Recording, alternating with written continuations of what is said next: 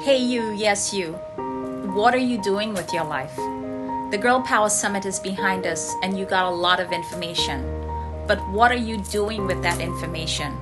Were you just simply inspired? Was it just good information? Did you know that inspiration without action is simply entertainment?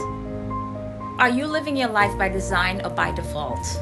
Do you feel like there's never enough time? There are so many things you need to accomplish that you just can't do them all. Or do you crave life balance? Maybe your work life is successful, but it's at the expense of your health or your relationships. Perhaps your life is good, but how good can it really get? Know that there's something more waiting for you out there. Maybe you feel stuck and you have a desire or a goal that you have for years now and it yet has not materialized, and you don't know how to make it happen. I'm inviting you to join me this Saturday. Click on the link below to reserve your seat. It's time to stop being inspired without taking action. I'm looking forward to seeing you on Saturday.